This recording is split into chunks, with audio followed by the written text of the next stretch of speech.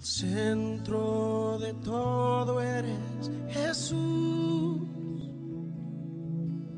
El centro de todo eres Jesús.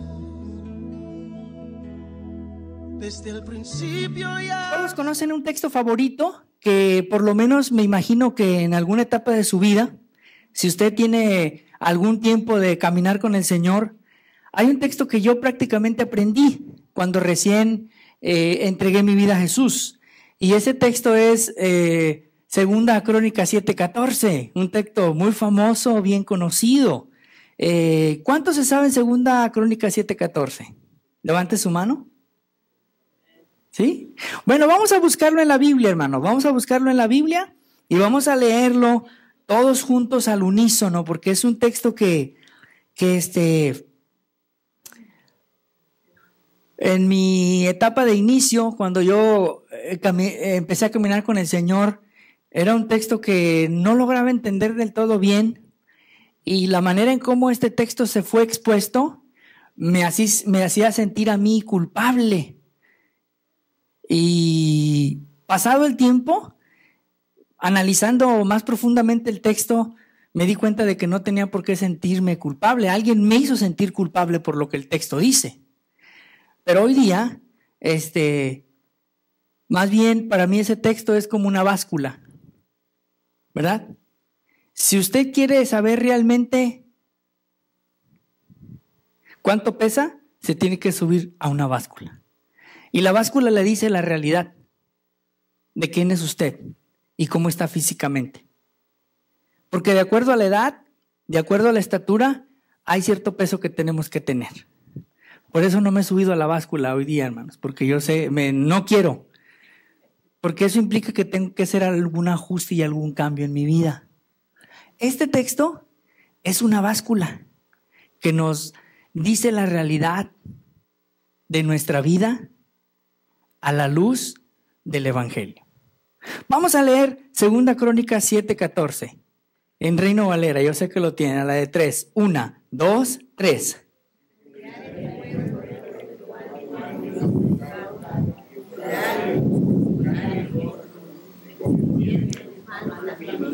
Entonces yo iré desde el cielo y perdonaré sus pecados y sanaré su tierra.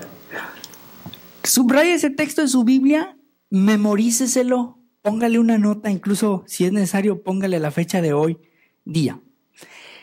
Es uno de los pasajes más amados, es uno de los pasajes más bien conocidos, es uno de los pasajes, diría yo, más memorizados.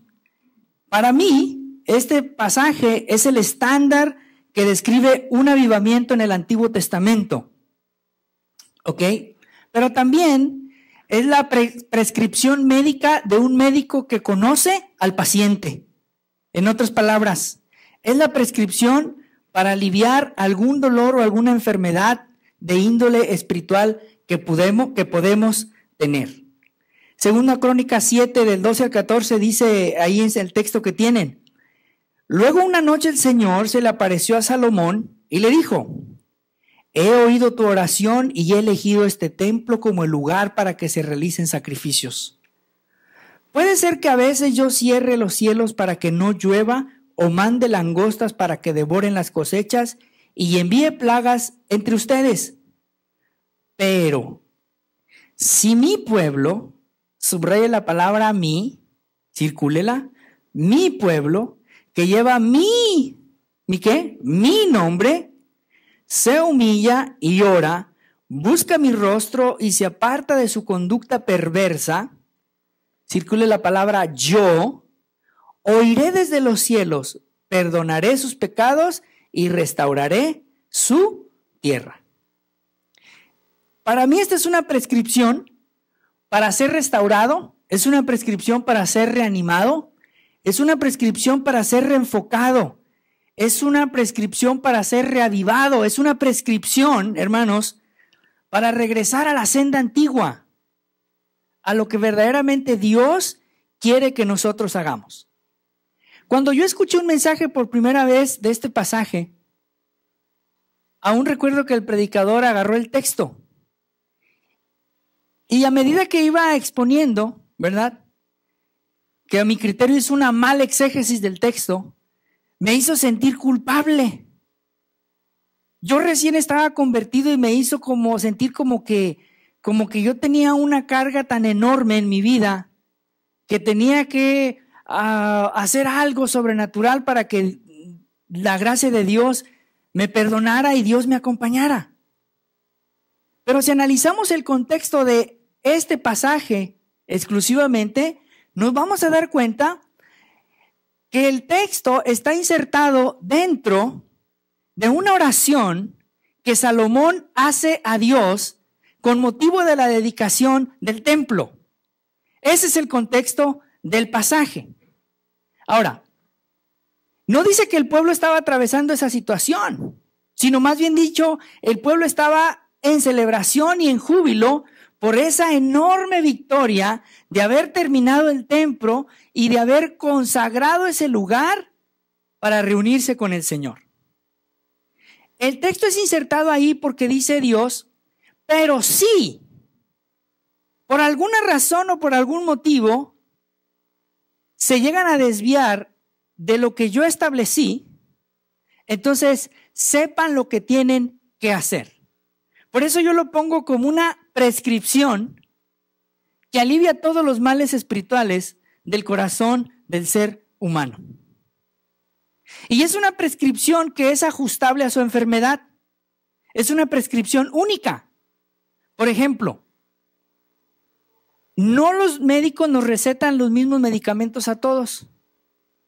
Tienen diferentes prescripciones, aunque con los mismos ingredientes, porque los cuerpos reaccionamos de diferente manera a diferentes medicamentos. No está usted para saberlo ni yo para decirlo, pero cuando yo tomo Tylenol me da un dolor de estómago insoportable. Pero cuando tomo Motrin hasta me relajo. Aunque realmente yo no soy un adicto a las pastillas. De hecho, Verónica me ha aconsejado que aguante el dolor y aprende a vivir con él. No te hagas codependiente de algún medicamento. Y no tomo, me duele la cabeza y no tomo nada y me duele el estómago y me compro una papaya y me la como toda. Y la solución es muy práctica, muy afortunada. Pero piensen esto. El versículo 1 y 2 del capítulo 6 es el inicio de este capítulo donde encontramos el texto de esta mañana. Dice, entonces Salomón oró a Dios, tú dijiste que habitarías en una densa nube de oscuridad. Ahora te he construido un templo glorioso, un lugar donde puedas habitar para siempre. El templo es la casa de Dios, es el lugar donde Dios habita, es el lugar donde Dios manifiesta su gloria. El templo tiene ciertas medidas y unas ciertas cosas muy particulares. Por ejemplo, el templo del Señor fue establecido en el centro del pueblo. Eso quiere decir, significaba la presencia permanente de Dios en medio de su pueblo. Eso significa que Dios siempre estaría con su pueblo. El tabernáculo no estaba en una orilla de la ciudad donde los habitantes estaban. Estaba en el centro del pueblo. Aún más, estaba en un lugar alto. Y uno de los salmos, el salmista nos dice que de repente él miraba lejos y volteaba a ver si se miraba el pináculo del templo. Y eso le daba más energía para seguir caminando en la peregrinación que ellos hacían, los que habían sido dispersos en varias naciones, cuando acudían anualmente al santuario del Señor. La gloria de Dios dice que iba a bajar ¿en qué, hermanos? En una nube. Y yo me pregunté, ¿por qué la gloria de Dios tenía que bajar en una nube? Porque ningún ser humano puede resistir la gloria de Dios. La gloria de Dios es tan grande que nuestra percepción, nuestro ojo humano no puede captar la esencia de la gloria de Dios. El Señor Jesús en Juan 11 dijo, ¿no te he dicho que si creyeres verás la gloria de Dios? ¿Se acuerdan? Pero prácticamente era un destello de la gloria de Dios.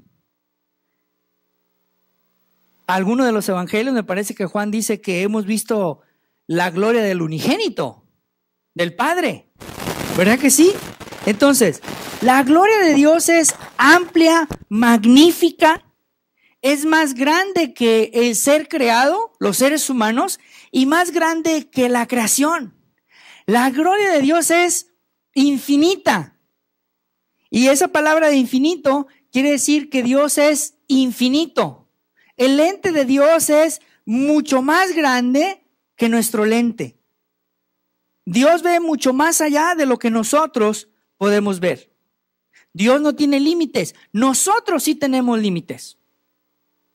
Por eso Dios nos dio 10 mandamientos. O sea, los límites de conducta moral y relacional para conmigo.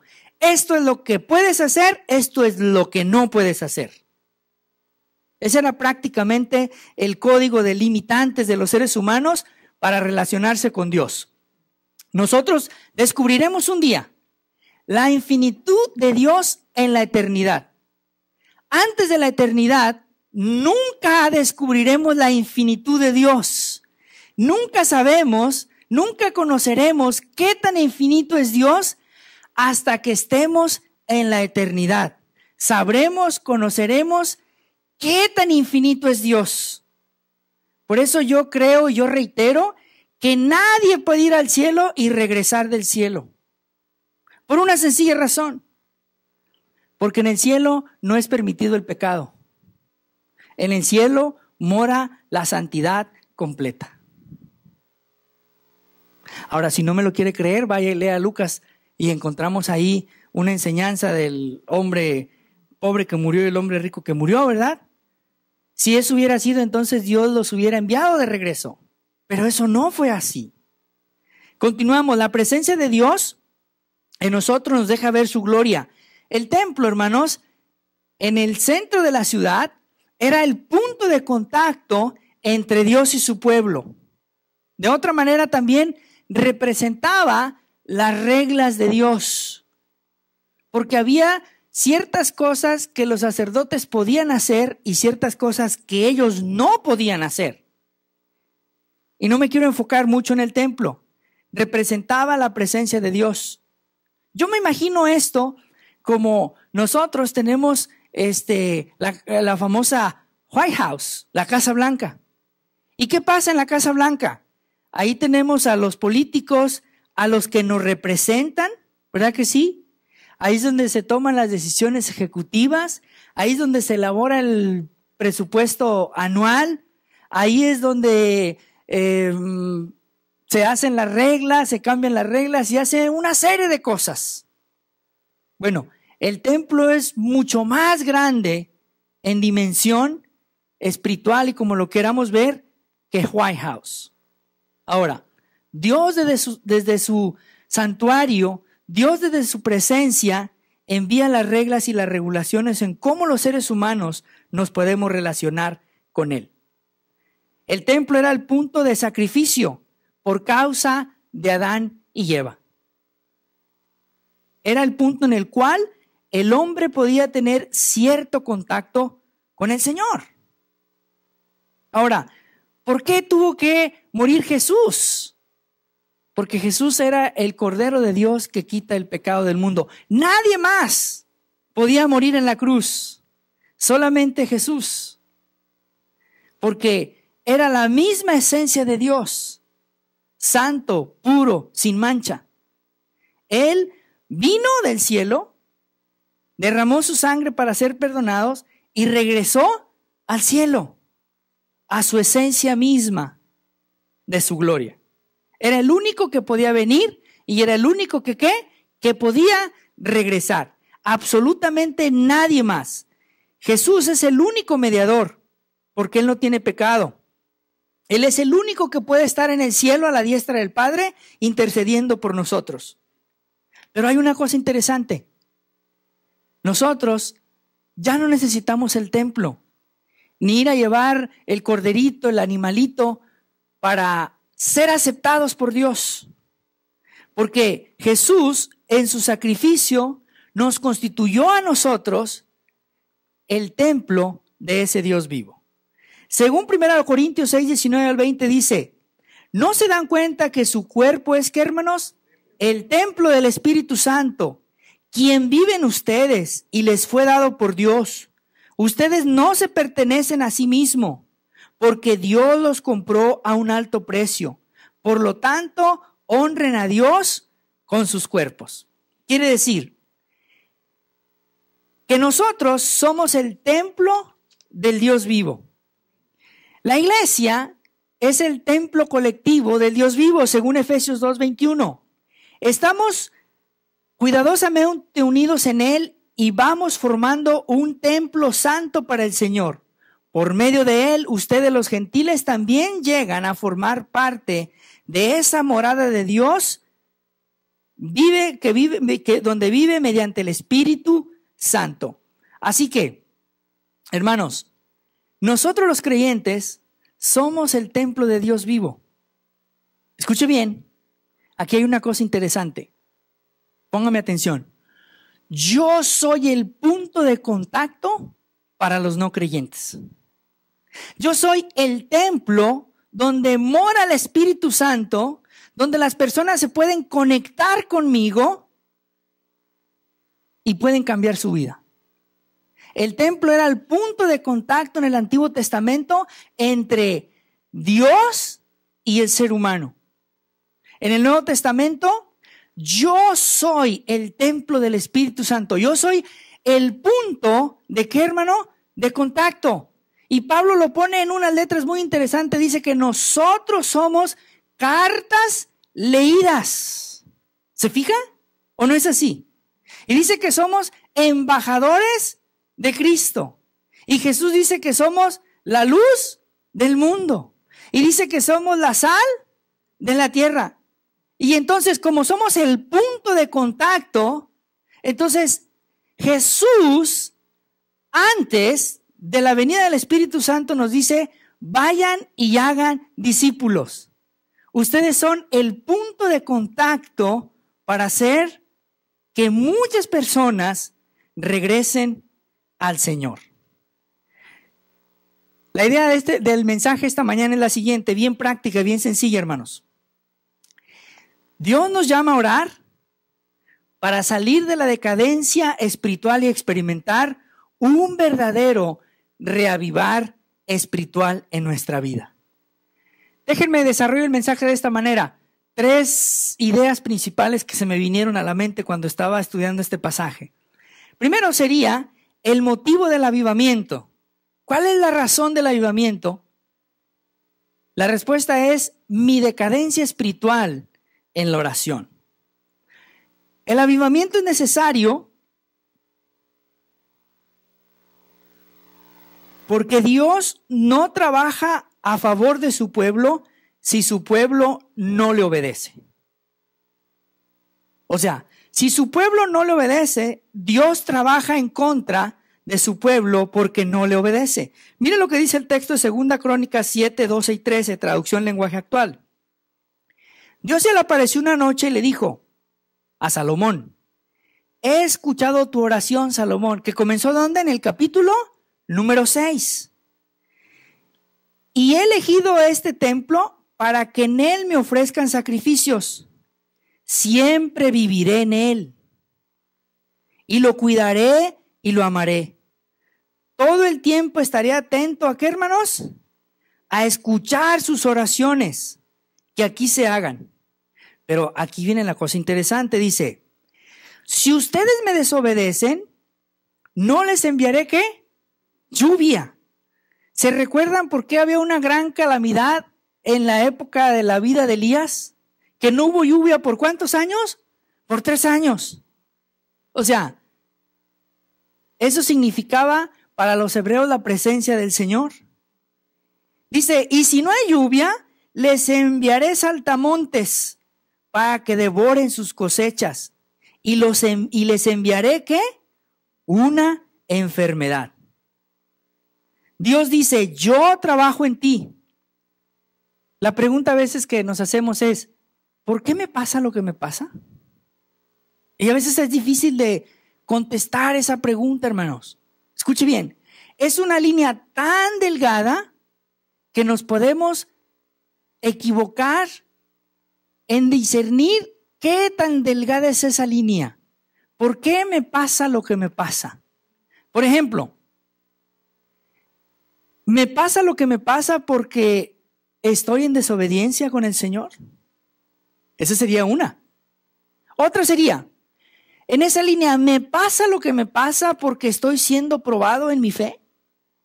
Otra sería, ¿me pasa lo que me pasa porque Dios le dio luz verde a Satanás para que me someta a tentación?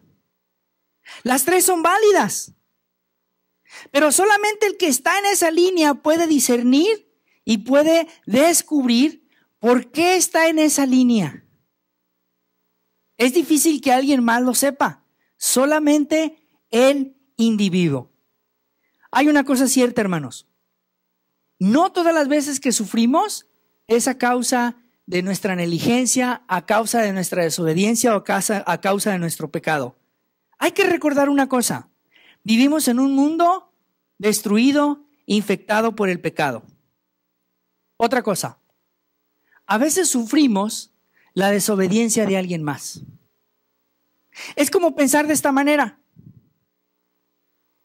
Que usted sale aquí por la Harris Boulevard o cualquier avenida grande, ¿verdad? Y usted va manejando conforme lo regula el departamento de vehículos, ¿verdad? Va manejando muy bien. Y de repente nomás siente un golpe tremendísimo por un conductor ebrio o que va hablando por el celular o no sé qué va haciendo. Y sale en el periódico, se murió instantáneamente. ¿A quién le echaremos la culpa de eso? ¿A la negligencia del conductor? ¿A que el conductor iba ebrio? ¿O le echaremos la culpa a Dios? Algo interesante en qué pensar, simplemente. Bueno, si el conductor iba ebrio, entonces le vamos a echar la culpa al conductor. Y vamos a decir hasta de lo que se va a morir el conductor. Pero la gracia también puede alcanzar al conductor. Porque Jesús también murió por el conductor. Y la sangre de Cristo también puede perdonar al conductor. Y por otra parte, nos queda la incógnita. ¿Pero cómo? Si era tan joven, ¿por qué se murió? ¿No han escuchado ese tipo de acontecimientos en el periódico, en las noticias? Todos los días, ¿verdad? Alrededor del mundo pasa eso. Lo cierto es que los seres humanos somos eternos y fuimos diseñados para la eternidad. ¿Cuándo partiremos? No sabemos. ¿Cómo partiremos? Mucho menos sabremos. Ahora, si todas las cosas ayudan para bien, quiere decir que eso, aunque nuestra mente humana lo determine como algo terrible, algo incomprensible, Dios lo tornó en algo glorioso. Porque la persona que parte descubrirá la inmensa gloria de su Señor. El culpable pagará las consecuencias de la conciencia y una serie de cosas por haber hecho lo que hizo. Así que mi decadencia espiritual en la oración dice, si ustedes me desobedecen. Santiago 1:3, hermanos, dice, cuando alguno es tentado, no diga que es tentado de parte de Dios, porque Dios no puede ser tentado por el mal, ni tienta a nadie. Santiago 1:2 y 3 dice, hermanos míos, tened por sumo gozo cuando os halléis en diversas pruebas, sabiendo que la prueba de vuestra fe, ¿qué, hermanos? Produce paciencia. Así es que Dios trabaja en mi vida cuando estoy en una decadencia espiritual. Y aquí encontramos un principio, el principio de la resistencia. Dios resiste a probar mi desobediencia. Porque Dios dice, me has hecho ese santuario, me has hecho el templo, yo escuché tu oración, Salomón, voy a estar ahí, siempre los voy a escuchar, pero quiero que sepas una cosa, si me desobedecen, voy a eliminar la lluvia, voy a enviar langostas y va a haber un caos en la tierra. Si me desobedecen. ¿Ok? Así que me parece a mí que Habacuc entendió esto. Porque mira lo que dice Habacuc 3:2. Oh Jehová, he oído tu palabra y temí. Oh Jehová, aviva tu obra en medio de los tiempos. En medio de los tiempos, hazla conocer. En la ira, acuérdate, ¿de qué, hermanos? De la misericordia. El pueblo estaba en una desobediencia tremenda. Y Habacuc dice, Señor, acuérdate, haz que tu misericordia sea real. Envíanos un despertar espiritual. Nosotros somos disciplinados, nosotros disciplinamos porque amamos. Dios nos disciplina porque nos ama. Dios nos corrige porque quiere que seamos mejores. Esa es la realidad. Pero mira el segundo enfoque del avivamiento. Sería una segunda cosa, el enfoque del avivamiento. La oración en mí, y ahí le puse una coma. La siguiente frase no es mía, la tomé prestada de Richard Foster. No le puse la nota ahí. Pero la siguiente frase, según Richard Foster, dice que la oración debe ser la razón de nuestra existencia. El enfoque en el avivamiento, la oración en mí, la razón de mi existencia. ¿Sí o no? Segunda Crónicas 7:14 dice, Dios llama a su pueblo a orar. La oración es la herramienta y la estrategia que Dios nos ha entregado para enfrentar todas las situaciones de desobediencia y conocer la voluntad de Dios. En otras palabras, la oración es hacer llegar la gloria del cielo acá donde estamos, a la tierra. Pero la palabra clave dice ahí, mi pueblo, mi nombre. ¿Quién era el pueblo de Dios? Los hebreos. Eran el pueblo del pacto, hermanos. Era el pueblo de Israel. Hoy día, ¿quién es el pueblo de Dios? La iglesia, los creyentes. Pedro dice que nos ha constituido y que somos parte ¿de qué? De la familia de Dios. Dios no está obligado a contestar las oraciones. Escuche bien. Este texto fue dado ¿a quién? ¿A quién fue dado? Al pueblo de Dios. Posiblemente suene muy drástico lo que voy a decir. Y quizás usted tenga una opinión algo diferente. Pero esto fue dado al pueblo de Dios. Dios no está obligado a responder al que no pertenece al pueblo de Dios. Porque este texto fue dado al pueblo de Dios. No fue dado a los gentiles, no fue dado a los amorreos, no fue dado a los filisteos, fue dado ¿a quién? Al pueblo de Dios. El pueblo de Dios tenemos la gran bendición de acercarnos al trono de la gracia de Dios en Cristo Jesús. Pero tenemos la gran responsabilidad de orar por los que no son parte del pueblo de Dios.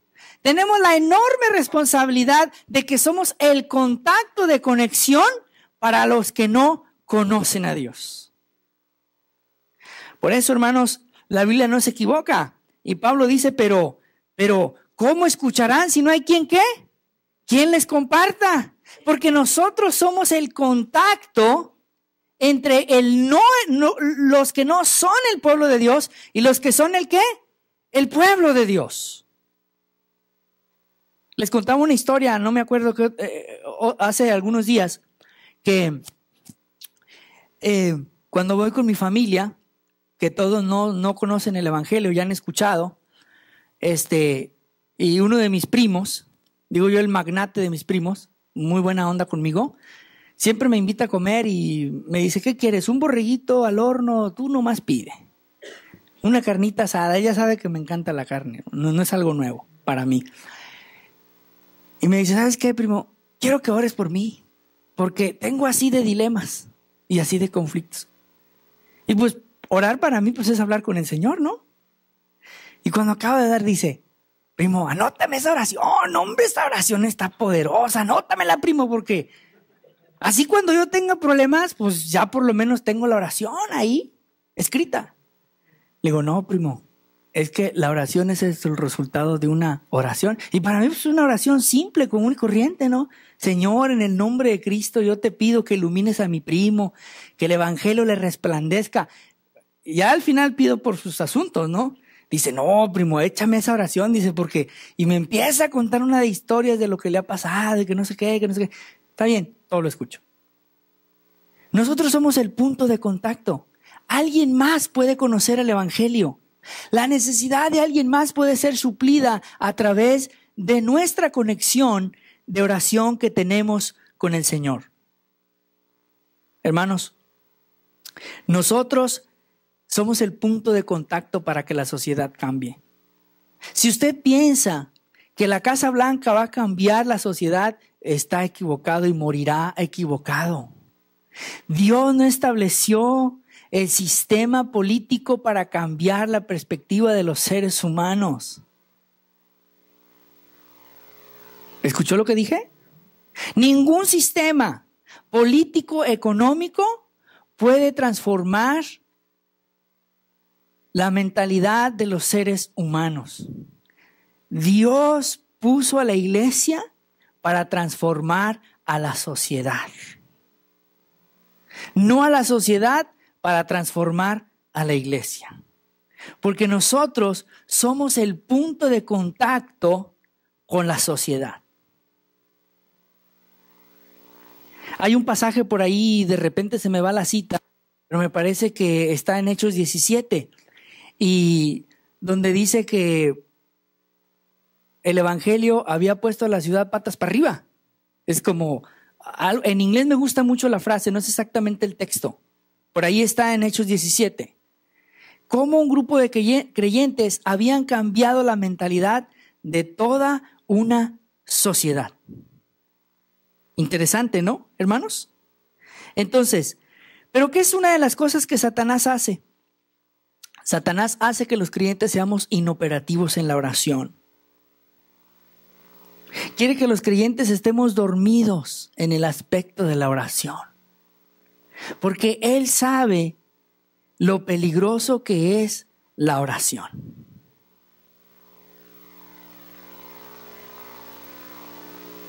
Amén, hermanos. Miren, estos días que han pasado, yo tengo ahí, los que van a mi casa se darán cuenta que tengo sillones donde quieren. Este pastor no tiene más en qué gastar el dinero o perder el tiempo, ¿no? No, pero los tengo porque tengo un cuñado que es bien a todo dar conmigo. Pero tengo un silloncito ahí en mi oficina, hermanos. Estas 2 semanas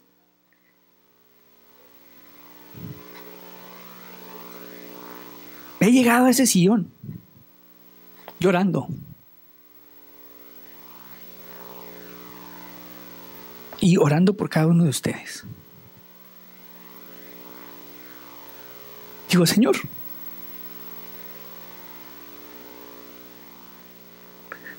no oro lo suficiente que tú quisieras que yo orara. Al leer la vida de los grandes hombres de Dios, pasaban horas orando. Y eran capaces de transformar una sociedad. Hay muchas cosas que podemos hacer. De hecho, me estoy despegando del libro de los sueños, del libro de los caras de la Facebook. O sea, eso no es importante para mí, eso no es una prioridad en mi vida. Hay otras cosas que son principales en mi vida. La oración no debe ser una herramienta, hermanos. Debe ser la vida en sí. Es como decir, si usted no ora, usted no tiene vida. Es como decir, si usted no bebe agua, usted se morirá a una edad muy corta, porque desarrollará muchas enfermedades. La oración debe ser nuestra vida. Pero también dice, si mi pueblo necesita un avivamiento, la segunda cosa, puede orar y debe, ¿qué, hermano? Humillarse. Dice, si se humilla y llora. Los no creyentes se benefician de los creyentes cuando los creyentes oran. Porque un creyente avivado puede resucitar a un no creyente que está muerto en sus delitos y pecados. Humillarse simplemente, hermano, significa dependencia en la autoridad divina. Significa someterse, rendirse a la máxima autoridad que es Dios. Significa Juan 15:5, separados de mí, nada podéis hacer. Eso significa sumisión voluntaria a la autoridad divina. La oración es el pasaporte para entrar a la tierra de la bendición. No hay bendición si no hay un pago de la oración. Ahora, muchas cosas hacen sentido en mi mente. ¿Por qué Jesús oraba? Él oraba desde una perspectiva divina, desde una perspectiva humana, porque desde la perspectiva divina Él era la misma esencia de Dios, era el mismo Dios. Pero desde una perspectiva humana, Él oraba para depender completamente del Padre. Hay que acercarnos con la actitud correcta. Dice, si se humilla mi pueblo, no exigiendo nada, hermanos. Al estar en la presencia de Dios, debemos de estar en humillación. Es más, déjeme decirle algo. No orar es ser arrogante. Si usted no ora, usted es un arrogante. Porque si usted no ora, quiere decir que usted puede hacer todas las cosas en su fuerza y en su poder. Y cuando usted ora, usted llega al Padre y reconoce su insuficiencia y llega y se vacía a través de la oración. Y usted dice, Señor, yo no puedo levantar ni el pie si tú no me lo permites. Yo no puedo pensar si tú no me das la brillantez en este cerebro.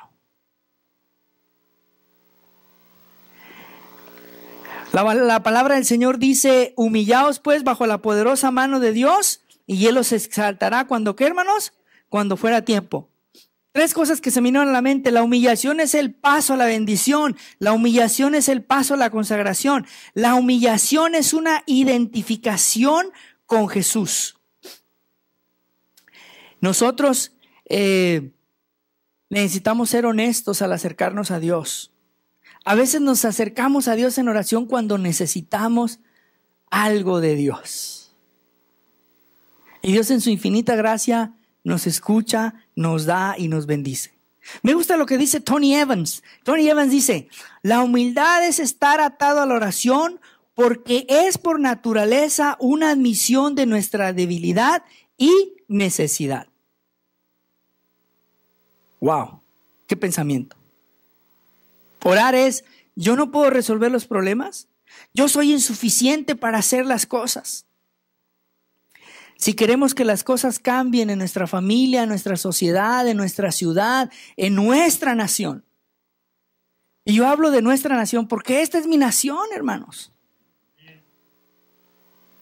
Ustedes saben que yo soy mexicano de pura cepa. Eso lo llevo en el alma y en el corazón. Pero yo no estoy allá. Los que están allá son responsables por su nación. Yo soy responsable por esta mi nación. Yo debo de orar por esta mi nación. Porque de aquí como, hermanos. Porque aquí se están educando mis hijas. Yo soy responsable por esta mi nación. Alguien que está allá es responsable por aquel lugar que está allá.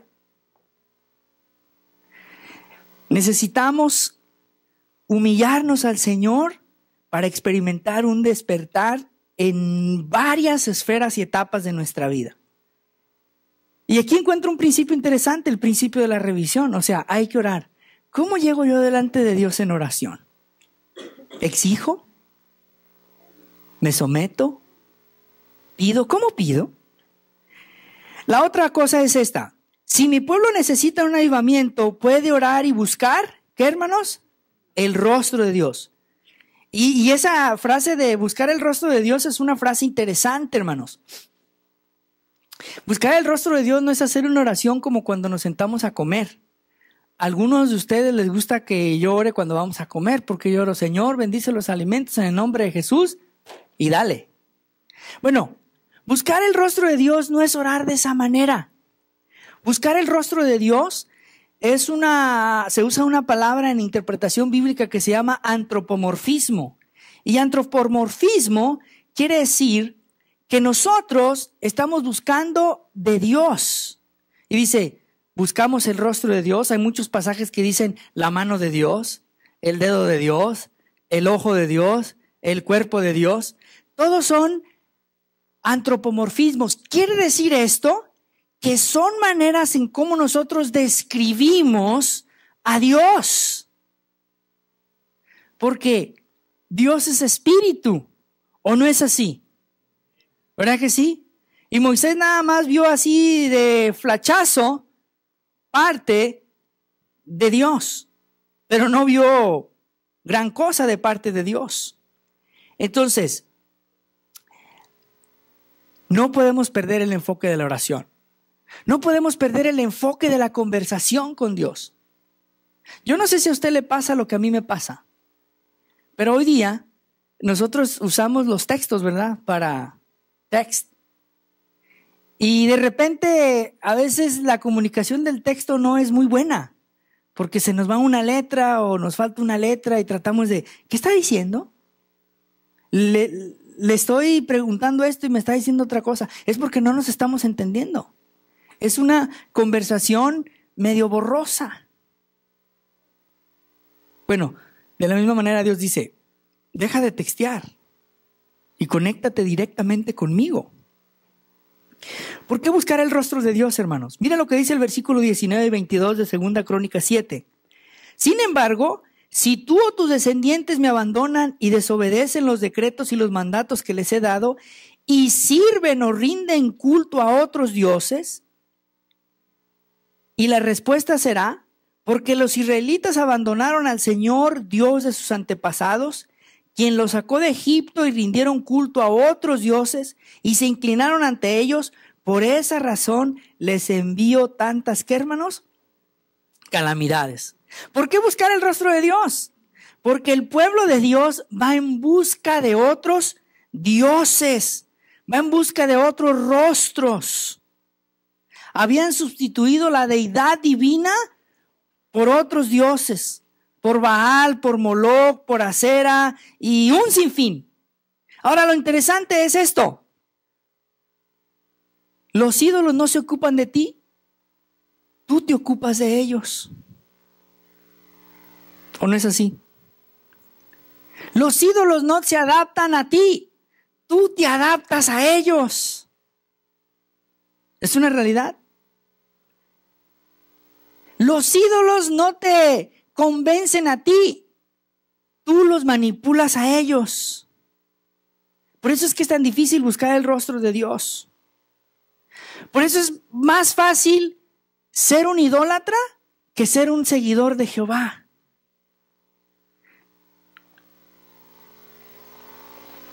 Porque la idolatría no tiene principios. Si tú los quieres, los haces, y si no quieres, no los haces. Si tú quieres, lo adoras, si tú no quieres, no lo adoras. Si tú quieres, lo sacas, si no quieres, no lo sacas. Hermanos, pero Jehová Dios, en cambio, nuestro Dios, exige ciertas cosas. Y ahí es donde no queremos. Más adelante nos va a presentar algunas exigencias. La idolatría es el resultado inmoral de los hombres caídos que en su afán por buscar a Dios sustituyen la imagen de su pensamiento para acercarse a su Dios, pero lejos están de la realidad de conocer al verdadero Dios. Aquí está el principio de la relación. Y número 4, si mi pueblo necesita un avivamiento, puede orar y ¿qué, hermanos? Arrepentirse. Nueva Traducción Viviente dice, si se apartan de su conducta perversa. O sea, quiere decir dos cosas, conocimiento y acción. O sea, hay que estar consciente de por qué me está pasando lo que me está pasando y hay que tomar acción para revertir lo que me está pasando. Es como si usted va por la interestatal, número que sea, no importa, y de repente encuentra una rampa donde dice obediencia, sálgase rápido de la rampa. Porque si no, la interestatal lo llevará a una desgracia fatal en su vida espiritual. Ese es el principio de la ¿qué? De la reconciliación. Hay que apartarnos, hay que regresar al buen camino. Pero note la siguiente parte, el resultado del avivamiento. Mi oración es contestada, ¿por quién, hermanos? por Jehová Dios. Y dice, yo escucharé en los cielos su oración. Una idea clara, una idea sencilla. Dice que Dios va a atender a nuestra oración. Sí que, hermanos, si nos humillamos, si oramos, si buscamos su rostro, dice, entonces yo voy a ¿qué? Voy a responder. ¿No es así, hermanos? Dios nos da la prescripción. Dice, primero haz estas cosas y enseguida yo voy a hacer estas otras cosas. Ahí está el principio de la respuesta. Wow. ¿Qué pasa cuando usted le duele un diente, hermano? ¿Qué hace? No va y se lo saca, ¿verdad que no? Y los dolores de un diente o de una muela son terribles. Y cuando empieza a gritar, me duele, me duele, me duele, me duele, pues lo único que se lo puede calmar así, además de los remedios caseros, es el famoso Orangel. Se pone un Orangel y le duerme. Pero si necesita un trabajo muy profundo, hermanos, necesita una prescripción del doctor. Pero si le deja de doler, se olvida de la prescripción. Entonces, también dice, perdonaré sus pecados. Dios habita en la santidad. Nos llama la atención a nosotros. Alguien tiene que pagar el precio por su pecado. Las personas en el Antiguo Testamento llevaban su ofrenda para ser sacrificada. ¿Quién pagaba el precio? El animalito pagaba el precio. Muchas personas queremos ser perdonados, pero no queremos pagar el precio de ser perdonados. Esa es la realidad. 1 Juan 9:1 dice, pero si confiesas vuestros pecados, Él es fiel y justo para perdonarnos y la sangre de Cristo nos, ¿qué, hermanos?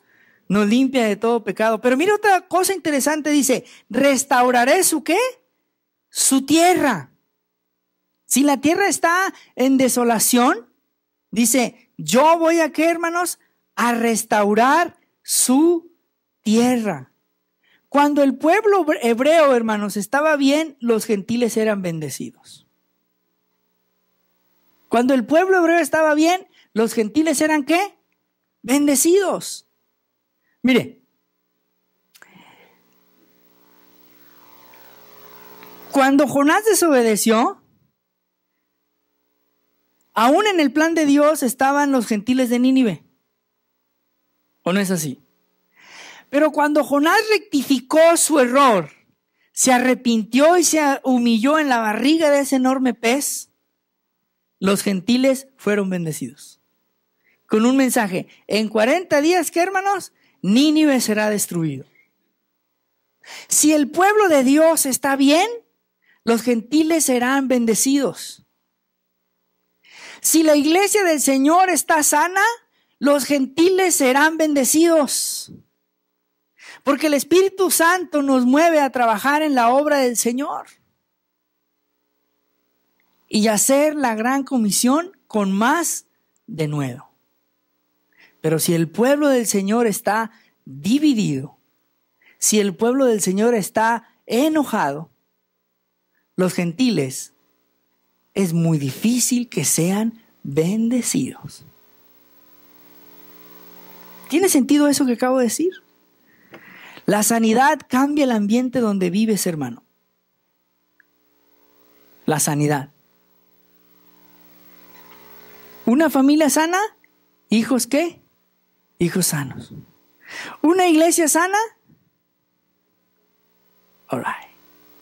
La sanidad es importante. El acto de la santidad del poder de Dios cambia todo lo que somos, lo que pensamos y por supuesto la atmósfera donde vivimos. Hermanos, dice que Dios va a sanar nuestra tierra. ¿Sí o no? Ok, escuche bien. Usted y yo somos un punto de contacto. ¿Lo entendimos eso, verdad? ¿Sí o no? Ok. Si usted es el templo del Espíritu Santo y usted y yo somos un punto de contacto, y si usted y yo somos y estamos sanos, ¿sí? Nosotros, en la sociedad donde vivimos, en el lugar donde trabajamos, vamos a tener un punto de contacto con las personas con las cuales nos relacionamos. Y porque estamos sanos, el punto de contacto va a ser positivo. Porque usted y yo vamos a tratar de sanar a una sociedad que está enferma espiritualmente. Pero si usted está enfermo espiritualmente, hermano, usted va a actuar y va a vivir igual que la sociedad. Va a hablar de lo mismo. Va a hacer lo mismo. Entonces, ¿cuál es la diferencia? Y se van a ir acumulando la decadencia moral y espiritual. Usted y yo somos agentes de cambio en la sociedad en la cual vivimos. Usted y yo, hermanos, tenemos la prescripción de la sanidad espiritual. ¿O no es así? Yo leo el periódico una vez a la semana, el periódico latino, pero todos los días veo las noticias en inglés. Y el periódico latino, en la página final viene una lista de venga, le leemos la mano y le profetizamos el futuro y no sé qué, con el maestro no sé qué. ¿O no es así? All right. Hermano, usted tiene una prescripción que es gratis para alguien más. Recete la prescripción. Recete la prescripción. Free, gratis. Y su vida puede cambiar. ¿O no? La sanidad espiritual y emocional, hermano, no vendrá de la Casa Blanca. Ni vendrá de los congresistas, ni vendrá de este congresista Luis no sé qué, Gutiérrez. No va a venir de ahí. Va a venir de usted y de alguien más. Yo soy la referencia de Jesús el sanador. Yo soy la referencia para la sanidad, porque Jesús es el gran sanador, el principio de la restauración. Ahora, hermano, ¿en qué áreas de su vida usted necesita ser sano? Esa es una pregunta interesante. Porque el texto dice, Señor, ¿qué? Sana nuestra tierra. Creo que hay un canto de Marcos Witt, ¿verdad? Sí. Yo soy malísimo para aprenderme los cantos, hermano. En toda mi existencia que tengo acá en este planeta Tierra, no me sé ni una canción, ni un canto. Así que de memoria, no. Los canto aquí porque los veo y los escucho. Pero, hermano, yo soy malísimo para eso. No tengo nada de músico. Un personaje interesante, hermanos, que fue un punto de contacto y que hizo un impacto en la sociedad en la cual vivió. ¿Ustedes se recuerdan de Nehemías? Que era un judío que vivía ¿dónde? ¿Dónde vivía el judío? ¿Nehemías? En la corte del rey. Pregunto yo, ¿quién hizo el cambio en Jerusalén? ¿Fue Artajerjes o fue Nehemías? Entonces, ¿quién fue el punto de contacto entre una sociedad que estaba destruida y el anhelo de un Dios que algún día restauraría esa sociedad? Artajerjes fue usado, pero no fue el punto de contacto. ¿Fue quién, hermanos? Nehemías. Cuando él escuchó de la condición de los hebreos, dice que oró y ¿qué, hermanos? Y se tendió a llorar, se humilló delante del Señor. Escuche bien. Segunda Crónica 7:14 es un principio que vivió Nehemías. Un principio que vivió Nehemías. Oró, se humilló, ayunó, pidió perdón por el pecado de él y por el pecado del pueblo. Y dijo, Señor, permíteme tener éxito porque quiero ir a Jerusalén a ayudar a mis paisanos que están en una gran calamidad. Él pidió éxito en la perspectiva correcta. Él no pidió éxito para sí, pidió éxito para los demás. ¿Sí o no? Hermanos, yo analizando este texto, Nehemías se puso en la línea de fuego. Porque si el rey Artajerjes le decía que no, guillotina le daban. Él tomó el riesgo. Porque estaba convencido de la visión que Dios había puesto en oración. Él fue un agente de cambio en toda esa sociedad. En otras palabras, hermanos, él puso su carrera en la línea de fuego. Él puso su prestigio en la línea de fuego. Por eso Nehemías era un gran hombre de fe. ¿Qué debe ser 2 Crónicas 7:14 para ti y para mí? Hermanos, debe ser una oración que debemos reclamar. Debe ser un principio que debemos vivir. Mire, ¿usted se recuerda cuando el apóstol Pedro estaba encarcelado? Allá en el libro de los Hechos. ¿Sí se recuerda, verdad? En el capítulo 12. Y el versículo 5 dice, ¿y la iglesia qué hacía, hermanos? Oraba por él. Fíjese bien, nosotros somos como carros de 4 cilindros. Por eso a mi suegro no le gustan los carros de 4 cilindros. Le digo, ¿por qué eso? Dice, son triciclos, hombre, los carros de 4 cilindros. Le digo, sí, porque usted usó puros carros esos de tanques de guerra, Crown Victoria, puros carros enormes. Dice, no, es que a ustedes les gustan todos los Hondos y Toyota. Dice, pero son triciclos de 4 cilindros. Dice, agarra un carro de 8 cilindros y tiene más poder que un de 4 y en un impacto tienes más chance de sobrevivir que un carro de 4 cilindros. Digo, fíjese, no lo había pensado, pero el asunto es de que la bolsa no me alcanza para la gasolina. Imagínense esos cilindros. Tremendo carro, ¿no? Pero él pone esta ilustración. Y yo digo esta ilustración, hermanos. Nosotros tenemos 4 cilindros de combustible espiritual. Y la iglesia tiene los otros 4 cilindros de combustible espiritual. Si juntas sus 4 cilindros y 4 cilindros de la iglesia, ¿qué pasa? Sigamos a hacer carros de 8 cilindros. En otras palabras, dicho de otra manera, yo necesito la ayuda de la iglesia y la iglesia necesita la ayuda de mí en el aspecto espiritual. Por eso Pablo no se equivoca cuando dice, oren unos por otros. Yo tengo 4, pero las circunstancias de la vida a veces me hacen funcionar con 2 cilindros. Y con 2 cilindros, una motocicletilla de esas que andan, ¿las has escuchado? Que se mueven así, se tambalean. Pero cuando le añadimos los otros 4 cilindros, hermanos, experimentamos de una manera sobrenatural la gloria del Señor. ¿Qué hacemos para llamar la atención de Dios? 3 cositas nada más, y con esto termino. Número 1, ríndase a 2 Crónicas 7:14. Número 2, reclame 2 Crónicas 7:14 como una promesa de su vida. Y número 3, reavive 2 Crónicas, ¿qué, hermanos? 7:14.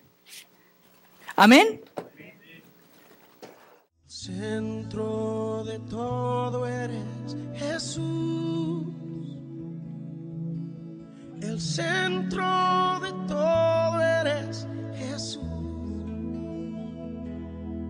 Desde el principio y hasta el fin.